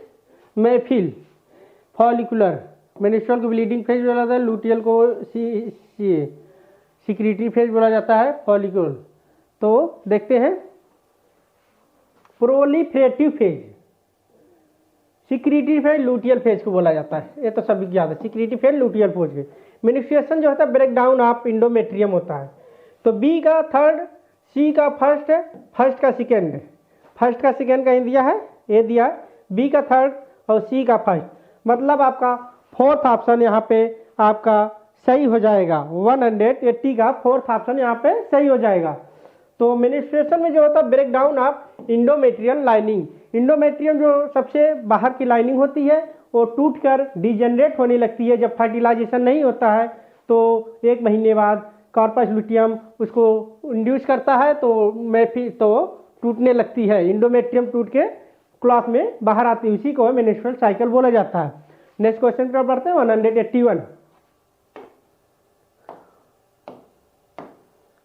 181 में the correct sequence of duct from the inside to outside में मेरी ग्लैंड। इनसाइड, सबसे इनसाइड टू आउटसाइड। इनसाइड में एल्वुलाई पाई जाती है, सबसे अंदर एल्वुलाई, फिर में मेरी ट्यूब्यूल, फिर में मेरी डक्ट पाई जाती है, फिर में मेरी एम्पुला लास्ट में लैक्सी पर डक्ट पाई जाती है। तो 181 का थर्ड ऑप्शन आपका यहाँ पे सही हो जाएगा। नेक्स्ट क्वेश्चन को पढ़ते हैं। 182 क्वेश्चन नंबर 182 की तरफ बढ़ते हैं। A large number of primary follicle degenerate during the phase of birth and puberty. Birth और प्यूबर्टी कब आती है गर्ल्स में? 11 to 13 ईयर पर प्यूबर्टी एज आती है। नी स्टार्ट होती है मेनिस्ट्रुअल साइकिल। ओके, तो पूछ रहा है कि कितनी प्यूबर्टी के समय कितना बचेगा egg. The large number of primary follicle degenerate होती है, तो प्राइमरी फॉलिकल कितना बचेगा? तो प्राइमरी फॉलिकल कितना बचेगा? oogenesis के शुरुआत में ही oogenesis जब स्टार्ट होती है तो एम्ब्रियोनिक डेवलपमेंट के दौरान ही आपका प्राइमरी फॉलिकल बनने लगती है। ईच फीटल साइकिल में 2 मिलियन उगोनिया होती है, 2 मिलियन होती है। फिर धीरे धीरे कम होते होते 60 to 80,000 बचती है। 60,000 से 80,000 ही फॉलिकल बचती है। बर्थ के बाद उगोनिया ना तो फार्म होती है ना तो डिजेनरेट होती हैं। बर्थ के बाद उगोनिया ना तो फार्म होती, ना तो बनती है, ना तो टूटती हैं। ठीक, प्राइमरी ओसाइट मान लीजिए कोई है, प्राइमरी ओसाइट हो गया, ये आपकी डिजेनरेट फिर प्रोड्यूस होगी प्राइमरी फॉलिकल होगी, फिर यहाँ से आपका सेकेंडरी फॉलिकल होगी, secondary follicle more than granulosa cell होगा, सेकेंडरी फॉलिकल होगी। नेक्स्ट क्वेश्चन तरफ बढ़ते हैं।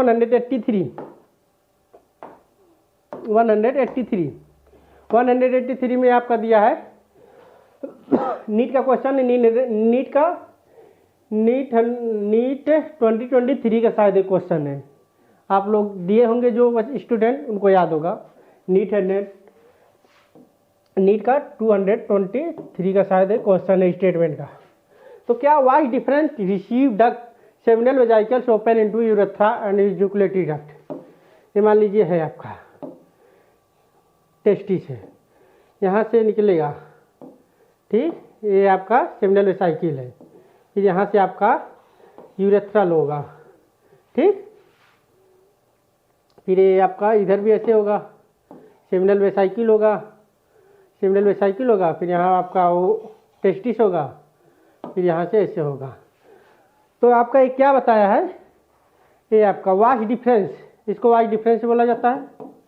यहाँ आपका इजैकुलेटरी डक्ट हो गया, ये सेमिनल वेसाइकल हो गया। तो स्टेटमेंट सही है। वाश डिफरेंस रिसीव करता है duct from the seminal vesicle, seminal vesicle से रिसीव करता है, फिर यूरेथ्रा में आता है, यूरेथ्रा से इजैकुलेटरी डक्ट है, मतलब यूरेथ्रल मीटर्स के द्वारा बाहर आ जाता है। स्टेटमेंट सेकंड को, the cavity of cervix is called cervical canal which along with the vagina is called the birth canal. Cervix और वेजाइना को मिलाकर बर्थ कैनाल बोला जाता है। सर्विक्स हो गया आपका, सर्विक्स हो गया प्लस वेजाइना को मिलाकर ही बर्थ कैनाल बोल दिया जाता है, बर्थ कैनाल। तो ये भी स्टेटमेंट आपका सही है, ये भी सही है। तो both statement first and second are correct. Third statement आपका यहाँ पे करेक्ट हो जाएगा, थर्ड ऑप्शन। नेक्स्ट क्वेश्चन की तरफ बढ़ते हैं 184 की तरफ। 184 की तरफ बढ़ते हैं। 184 में देखिए क्या दिया है, क्वेश्चन नंबर 184। क्वेश्चन नंबर 184 में देखिए, एसर्शन रीजन का क्वेश्चन है। एसर्शन रीजन ये भी शायद नीड 2023 का क्वेश्चन है आपका, बहुत बेहतरीन। एसर्शन रीजन, स्टेटमेंट, मैचिंग का कम से कम 15 से 18 क्वेश्चन, स्टेटमेंट 8 से 10, एसर्शन रीजन 4 से 5, बहुत बेहतरीन और थोड़ा टफ क्वेश्चन बायो का पेपर बना था नीट 2023 में। देखिए क्या दिया है, during pregnancy the level of thyroxine decrease the maternal blood. तब ड्यूरिंग प्रेगनेंसी के दौरान थायरॉक्सिन का लेवल भैया बढ़ेगा, घटेगा नहीं। यहाँ डिक्रीज दिया है, लेकिन जो एनटीए ने नीट में दिया था यहाँ इंक्रीज दिया था, लेकिन हमने डिक्रीज किया इसे। तो आपका एसर्शन आपका इनकरेक्ट हो जाएगा, तब इनकरेक्ट हो जाएगा। रीजन पढ़ते हैं, pregnancy characterize by the metabolic change in mothers. Pregnancy का कैरेक्टर ही है, मेटाबॉलिक तमाम चेंज होते हैं मैटरनल इंटरनल बॉडी में। तो ये आपका स्टेटमेंट करेक्ट है, रीजन करेक्ट है। ये assertion is false but reason is true. Third option आपके यहाँ पे करेक्ट हो जाएगा। नेक्स्ट क्वेश्चन को पढ़ते हैं 185। Read the following statement, select the correct statement. Statement है, the epididymis leads to vas deferens ascends the abdomen loop of urinary bladder. ये भी आपका सही है। The urethra originate from the urinary bladder, extend through the penis and urethral opening is the urethral meatus। ये भी सही है। तो आपका जो दिया है द यूरेथ्रा ऑरिजिनेट होता है ये आपका यूरिनरी ब्लैडर है, यहाँ से यूरेथ्रा निकलेगा, ठीक। थ्रो द पेनिस से दो बढ़ते हुए फिर एक्सटर्नल बाहर आपका यूरेथ्रल मीटस आ जाएगा लास्ट में, ग्लैंस पेनिस के बाहर यूरेथ्रा बाहर निकल जाएगा। नेक्स्ट क्वेश्चन को बढ़ते हैं 100। तो इसमें ऑप्शन आपका both statement first and second are correct. Third option आपका यहाँ पे 185 में सही हो जाएगा। क्वेश्चन नंबर 186 की तरफ बढ़ते हैं। क्वेश्चन नंबर 186 में देखते हैं क्या दिया है। ये आपका दिया है प्राइमरी, यहाँ पे आपको बॉन्ड मिला होगा, एस बॉन्ड। ब्रिज क्या होता है, एस बॉन्ड, ठीक। Primary structure of protein due to. तो प्राइमरी स्ट्रक्चर जो होता है प्रोटीन में पेप्टाइड बॉन्ड का बना जाता है, और ग्लाइकोसिडिक जो होता है आपको फास्फोडाइस्टर बॉन्ड में होता है। तो यही आपका, लेकिन हाइड्रोजन बॉन्ड लेकिन किस में होता है, वाटर में होता है। हाइड्रोजन बॉन्ड आपका वाटर में होता है, ठीक। एस बॉन्ड भी होता है, एनिक बॉन्ड भी होता है, केमिस्ट्री में पढ़ेंगे। तो आपका पेप्टाइड बॉन्ड यहाँ पे सही हो जाएगा। नेक्स्ट क्वेश्चन को बढ़ते हैं 187। क्वेश्चन नंबर 187 में क्या दिया है, arachidonic acid and palmitic acid have many carbon of them. आपका बायोमॉलिक्यूल का क्वेश्चन है। आर्किडोनिक एसिड दिया है और पाल्मिटिक एसिड है। पाल्मिटिक मतलब पाम, मतलब हथेली। कितने कार्बन होंगे, 16 होंगे। 3 चौको 12 दरारें हो गई, 3 × 5 = 15, 5 उंगलियां हैं, 15 × 1 = 16। पाम मीन्स हथेली, 15 एक 16, 16 दराज मतलब 16 कार्बन होगी।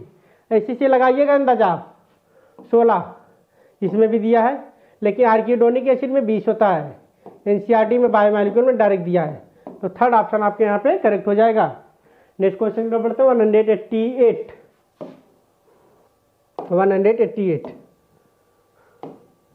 188 में देखिए क्या है। In animals glucose stored while plant में स्टोर्ड।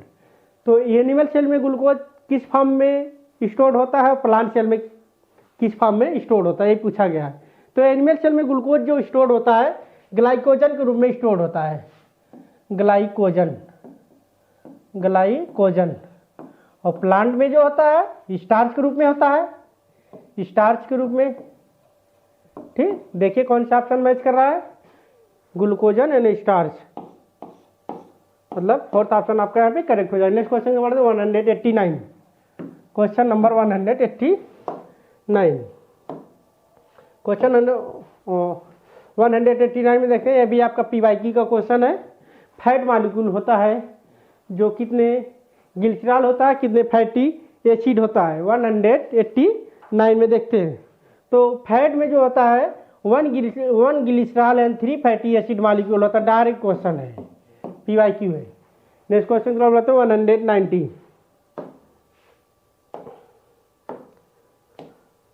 190।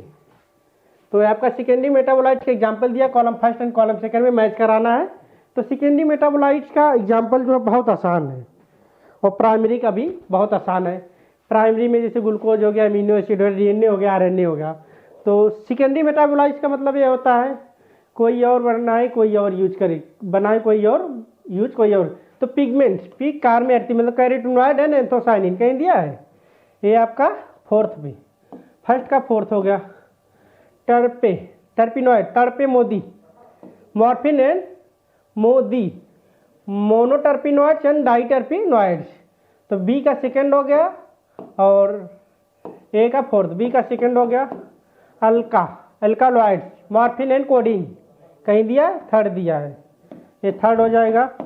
लेसिथिन आपका हो जाएगा ये आपका फर्स्ट हो गया। देखिए fourth second third first, fourth second third first, मतलब फर्स्ट ऑप्शन आपके यहाँ पे करेक्ट हो जाएगा। 190 का first option, fourth third second first, fourth third second first, second option आपके यहाँ करेक्ट हो जाएगा। फोर्थ थर्ड टर्पे मोडी, टर्पिनॉइड्स, मोनोडाइटर्पिनॉइड्स, सी का थर्ड अल्का मोरकोड, डी का फर्स्ट आपका यहाँ पे फर्स्ट ऑप्शन यहाँ पे करेक्ट हो जाएगा। ठीक, तो आगे बढ़ते हैं। फर्स्ट ऑप्शन आपके यहाँ पे करेक्ट हो जाएगा, फर्स्ट ऑप्शन आपके यहाँ पे करेक्ट हो जाएगा। Next question 191, question 191। तो क्वेश्चन 191 दिया है, polysaccharide individuals monosaccharide linked by bond. जो पॉलीसेकेराइड्स और मोनोसेकेराइड जो बॉन्ड लिंक्ड होते हैं, एक दूसरे से जुड़े होते हैं, किस बॉन्ड के द्वारा जुड़े होते हैं, डिहाइड्रेशन बॉन्ड। तो ester bond, glycosidic bond, hydrogen bond, ionic bond. तो ग्लाइकोसिडिक अभी हमने ये याद करवाया आपको, पीजी से याद कर लीजिएगा। पॉलीसेकेराइड्स मतलब ग्लाइकोसिडिक बॉन्ड। अब कहेंगे आप पीजी से तो प्रोटीन भी होता है, लेकिन प्रोटीन भैया बहुत छोटा होता है, पीजी बहुत बड़ी चीज़ है, एमबीबीएस के बाद की जाती है। तो ये आपका पीजी मतलब जो बड़ा बॉन्ड हो, पॉलीसेकेराइड बॉन्ड, एक प्रोटीन मतलब पेप्टाइड बॉन्ड भी होता है, पेप्टाइड बॉन्ड भी होता है, लेकिन ये प्रोटीन में पाया जाता है, प्रोटीन में पाया जाता है। ठीक, आयनिक बॉन्ड जो होता है आपका प्रोटीन हो गया। न्यूक्लिक एसिड बॉन्ड जो होता है आपको फास्फोडाइस्टर बॉन्ड में, और हाइड्रोजन बॉन्ड जो है वाटर में पाई जाती है। तो ग्लाइकोसिडिक बॉन्ड सही हो जाएगा। आइए नेक्स्ट क्वेश्चन की तरफ बढ़ते 192 को देखते हैं। Question number 192, which one of the following cell organelles are enclosed by single membrane. ये भी आपका पीवाईक्यू है, नीट शायद नीट 216 में पूछा गया है। तो आपका पूछा गया है सिंगल मेम्ब्रेन द्वारा कौन सी मेम्ब्रेन ढकी रहती है। तो आपका एग्जाम्पल, एक सिंगल मेम्ब्रेन होती है, एक डबल मेम्ब्रेन होती है, एक नॉन मेम्ब्रेनस, जो कि सेल यूनिट ऑफ लाइफ में दिया है। तो आपको पहले हम बता देते हैं कि जो जितनी भी सिंगल मेम्ब्रेनल ऑर्गेनल है तो बताते हैं। तो इसकी एक बहुत बेहतरीन ट्रिक है, रात भर चैन नहीं आया या फिर आई। तो इसको देखते हैं। तो रात मतलब राइबोसोम हो गया आपका, रात मतलब राइबोसोम हो गया। ये हम सिंगल मेम्ब्रेन बता रहे हैं आपको, सिंगल मेम्ब्रेन स्ट्रक्चर बता रहे हैं। सिंगल मेम्ब्रेन नॉन मेम्ब्रेनस बता रहे हैं। ये आपका नॉन मेम्ब्रेनस हो गया, नॉन मेम्ब्रेनस जिसमें कि कोई मेम्ब्रेन नहीं पाई जाती है। रात मतलब राइबोसोम हो गया, राइबोसोम हो गया, ठीक, इसमें भी कोई मेम्ब्रेन नहीं पाई जाती है। बी मतलब बेसल बॉडी हो गया, बी फॉर बेसल बॉडी हो गया। और आपका चेन मतलब सेंट्रियोल भी एनिमल सेल में पाया जाता है लेकिन प्लांट सेल में नहीं पाया जाता है। सेंट्रियोल नहीं, न्यूक्लियोलस, ठीक। आई मतलब इंक्लूजन बॉडी। तो आपका नॉन मेम्ब्रेनस ऑर्गेनल है। एक छोटा सा आपको ट्रिक बताया है, रात भर चैन नहीं आई। रात मतलब ribosome, basal body, centriole, nucleolus, inclusion body. तो आपको बता दिए सिंगल मेम्ब्रेन। फिर डबल मेम्ब्रेन बता रहे हैं आपको। डबल मेम्ब्रेन में सिर्फ 3 आती हैं, एनएमसी। डबल मेम्ब्रेन में 3 याद करिएगा आप। डबल मेम्ब्रेन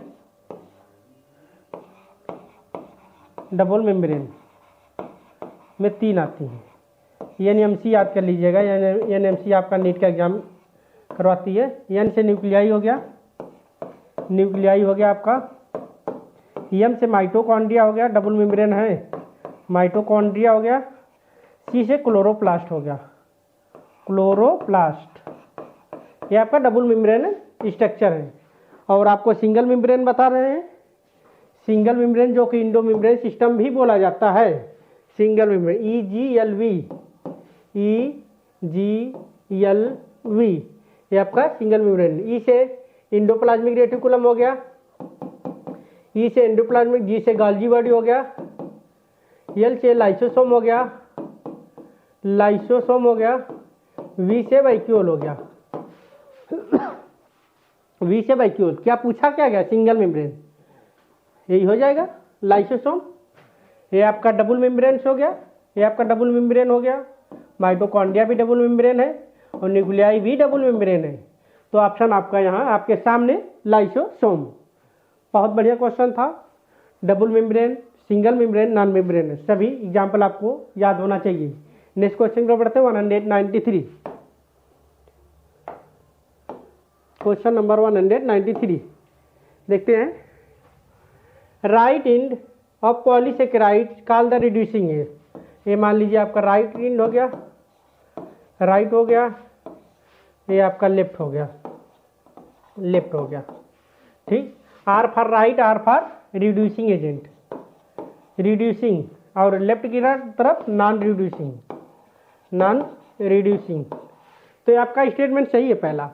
राइट की तरफ रिड्यूसिंग हो गया, while end of left end non reducing हो गया। Starch can hold iodine molecule, helical secondary structure, cellulose having non helical can not iodine, ये भी आपका सही हो गया। Inulin is a polymer of fructose, ये आपका गलत है। इंसुलिन दिया है, तो इनुलिन जो आपको जो दिया है बायोमॉलिक्यूल में इनुलिन, यहाँ इंसुलिन दे दिया है, तो ये आपका इनकरेक्ट है। इंसुलिन नहीं होता, इनुलिन होता है, इन्यूलिन होता है, ठीक। थर्ड आपका इनकरेक्ट है। सेलुलोज इज होमोपॉलीमर, ये भी आपका सही है। तो फर्स्ट सेकेंड फोर्थ मतलब फर्स्ट ऑप्शन आपका यहाँ पे करेक्ट हो जाएगा। नेक्स्ट क्वेश्चन का बढ़ते हैं 194। 194 की तरफ देखते हैं कौन से क्वेश्चन है। Which are the following is the example of hormone releasing IUD. तो आपका आईओडी 3 प्रकार का होता है। एक आपका हार्मोन रिलीजिंग होता है, एक कॉपर रिलीजिंग होता है, एक नॉन मेडिएटेड होता है। तो देखते हैं, लिख देते हैं IOD intra uterine device. IOD का पूरा नाम इंट्रा यूट्राइन डिवाइस, ठीक, इंट्रा यूट्राइन डिवाइस। तो आपका 3 प्रकार का होता है। एक नॉन मेडिएटेड होता है, नॉन मेडिएटेड होता है, ठीक। आपका एक हार्मोन रिलीजिंग होता है, हार्मोन रिलीजिंग होता है, एक कॉपर आयन रिलीजिंग होता है, कॉपर आयन रिलीजिंग होता है। तो एग्जाम्पल देखते हैं क्या है। लिप्स लूप होता है, इसमें लिप्स लूप होता है, डबल एस आकार के ऐसे होता है। हार्मोन में देखते हैं क्या होता है। LNG20 होता है, LNG20 होता है, ठीक। और प्रोजेस्ट्रेट होता है, प्रोजेस्ट्राट होता है, ठीक, प्रोजेस्ट्रेट होता है।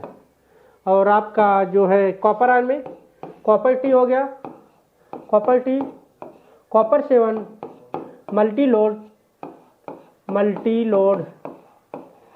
375 ये आपके एग्जाम्पल लिख गए, याद कर लीजिएगा।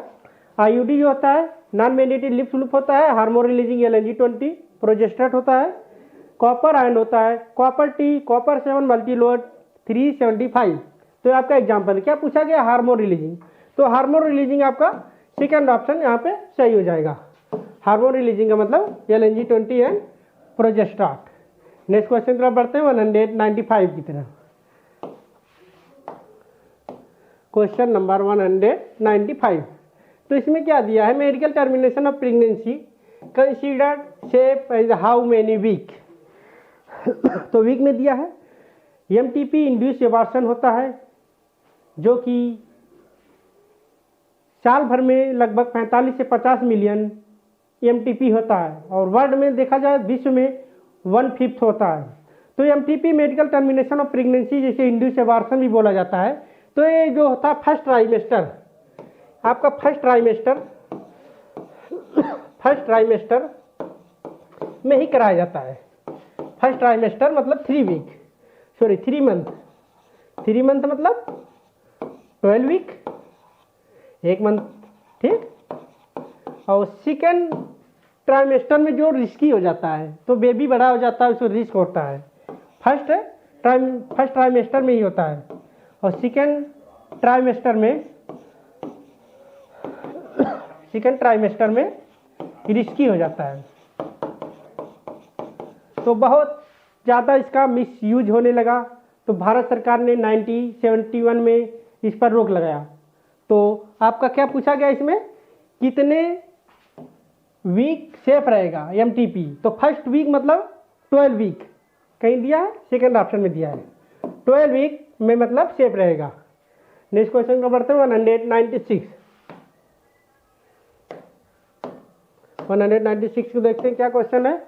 The function of copper ion copper releasing IUD. तो जो copper ion copper releasing IUD होता है वो सप्रेस करता है स्पर्म मोटिलिटी को, जाके उसके यूट्रस में, और फर्टिलाइजेशन कैपेसिटी को भी कम करता है। तो देखते हैं द इनहिबिट गैमेटोजेनेसिस, ये नहीं होगा। They make uterus unsuitable implantation, ये भी नहीं होगा। दे इनहिबिट ओवुलेशन, ये भी नहीं होगा, यही होगा। दे सप्रेस, कम करता है sperm motility and fertilization capacity of sperm की। तो फोर्थ ऑप्शन आपके यहाँ पे करेक्ट हो जाएगा। नेक्स्ट क्वेश्चन को बढ़ते हैं 197 में क्या दिया आपका question. FSH act as the Sertoli cells stimulate the secretion of some of the factors help of the process of the spermiogenesis. Direct NCERT में लाइने दिया है। FSH जो एक्ट एज द स्टिमुलेट करता है secretion of factor help of the spermiogenesis. Fourth option आपके यहाँ पे करेक्ट हो जाएगा। नेक्स्ट क्वेश्चन को बढ़ते हैं 198 को देखते हैं क्या है। Which are the following the membrane bounded organelle present in the both prokaryote and eukaryotic cells. ठीक, ऐसा कौन सा मेम्ब्रेन बाउंडेड ऑर्गेनल है जो प्रोकैरियोट में भी पाया जाएगा और यूकैरियोट में भी पाया जाएगा? एक ही ऑर्गेन है, उसका नाम है राइबोसोम। राइबोसोम प्लेडे ने इसको खोज किया था, जीसी प्लेडे ने, बोला है प्लेडे ने डिस्कवर किया था राइबोसोम। क्वेश्चन नंबर 100, प्लेडे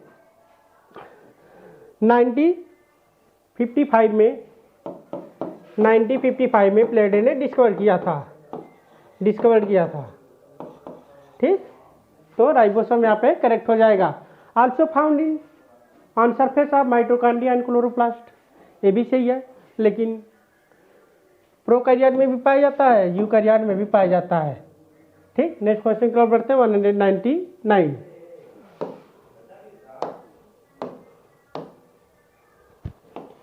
तो इसे देखते हैं। In human being of erythrocyte में RBC membrane have the approximately and protein. तो पूछा गया कि ह्यूमन में इरिथ्रोसाइट में कितना पाया जाता है और प्रोटीन में कितना पाया जाता है। इरिथ्रोसाइट में आपका होता है, इरिथ्रोसाइट्स में आपका होता है 52% और प्रोटीन में आपका होता है 40%। तो ऑप्शन आपका थर्ड करेक्ट हो जाएगा। नेक्स्ट क्वेश्चन को बढ़ते हैं। लास्ट क्वेश्चन है 200, function of the mesosome. Function of mesosome का फंक्शन देखते हैं, CDRS। तो CDRS एक प्यारी सी निमोनिक्स है। सी से आपका हो गया, सी से सेल वॉल फॉर्मेशन, ठीक, सेल वॉल फॉर्मेशन हो गया। डी से हो गया आपका डीएनए रिप्लिकेशन,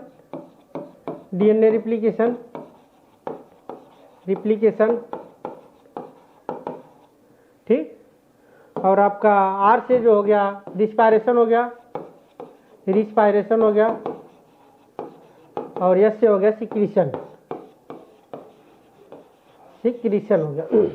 तो सेल वॉल फॉर्मेशन ये भी होता है, रिस्पायरेशन ये भी है, DNA replication and distribution of daughter cells ये भी है, सिक्रीशन प्रोसेस, जब सिक्रीशन होगा तो increase the surface of area enzymatic activity, all of these. Thank you, धन्यवाद।